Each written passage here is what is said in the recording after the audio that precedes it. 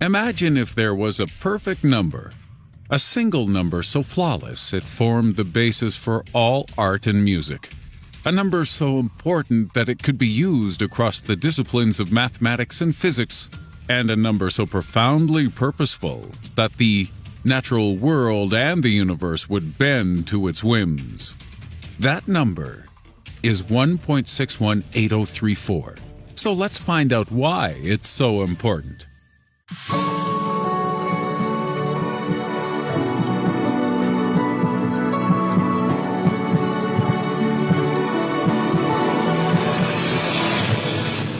At number 5, an explanation.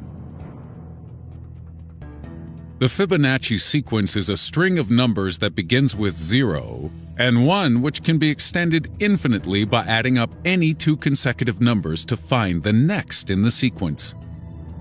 When we add 0 and 1, we get 1, which is the third Fibonacci number.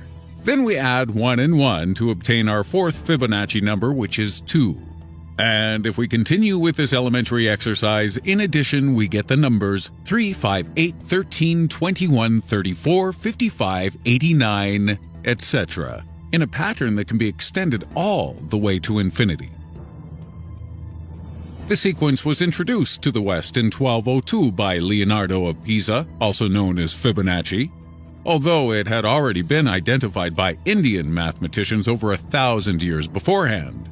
But this guy from Pisa shouted first, so he gets to name it after himself. That's just how things work. As the world began to develop its understanding of mathematics, we soon realized this string of digits was of fundamental importance, and today we apply this knowledge in all manner of practical ways. Search algorithms, stock trading, gambling odds all make use of the Fibonacci sequence. But the way in which you have most likely encountered it is via the mysterious golden ratio, which appears in more random stuff than MSG and Jesse Hyman combined. At 4, the golden ratio.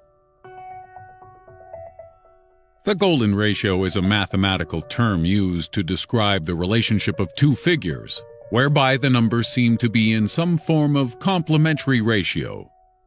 If you have a number A and a lower number B, then the two are in the golden ratio if the ratio between A versus B is similar to the ratio between the sum of A plus B versus A.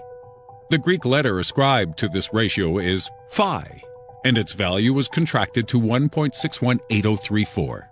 Basically, anything which comes close to this value in terms of its ratio is said to be perfectly proportioned. For example, a rectangle that measures 12.94 by 8 centimeters is in the golden ratio, because 12.94 divided by 8 is 1.6175.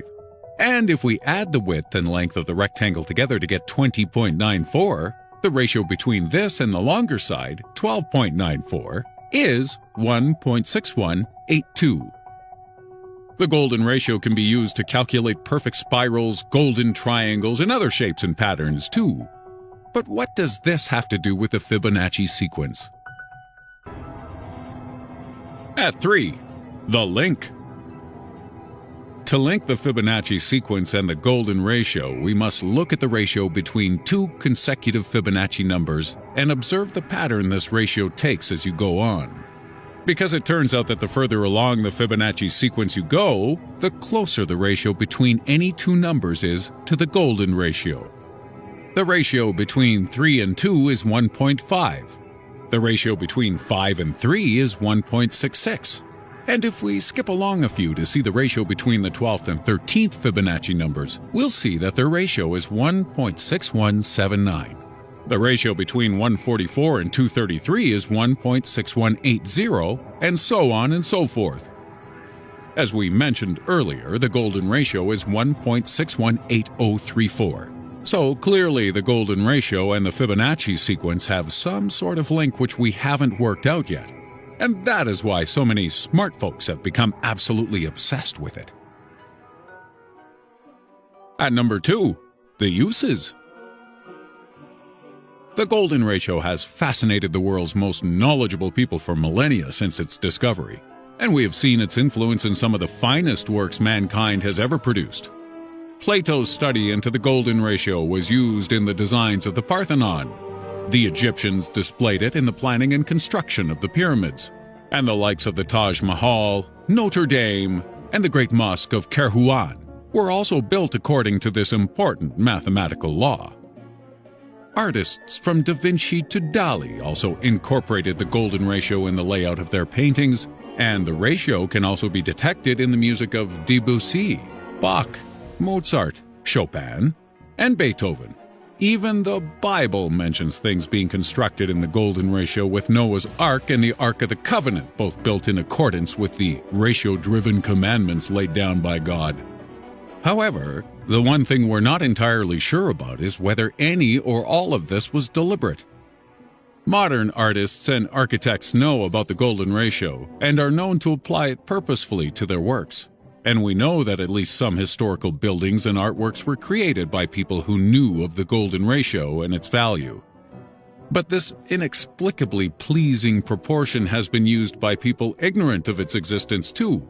So, is the golden ratio merely something which all human beings are attracted to? Is it something that we find inherently satisfying? And is this love of the number 1.618034 limited only to humans? And at number 1, nature's design. Is the golden ratio a universal law applied by nature? The evidence seems to suggest so, and the aforementioned Leonardo da Vinci may have alluded to this in some of his most famous works. Die Divine Proporzioni was a mathematical textbook illustrated by da Vinci in 1498, and in both this and his drawing of the Vitruvian Man, he points out examples of the golden ratio found within the human body. Psychologists have also noted that people whose facial, body, and bone structures adhere to the golden ratio are often deemed to be more attractive than their non-proportional counterparts. And if you'd like to pause the video to go measure your face right now, we totally understand. But you might want to hold on a second, because the most shocking example of the golden ratio within human beings is far more interesting. Did you know that the golden ratio even applies to our DNA? It's true, as both our double helix spirals and the composition of a single DNA molecule both seem to have been made in accordance with the divine proportion of the golden ratio. And it's not just humans either, as we've seen the ratio demonstrated in the shells of snails, the number of petals in a flower, and the arrangement of individual seeds within seed heads. Pine cones, tree branches, and root systems also follow the golden ratio, as do some forms of algae and the bodies of certain animals. Some creatures even live according to the golden ratio, with honeybee colonies known to maintain a ratio of males to females at 1 to 1.618. So, is this ratio evidence that nature has been somehow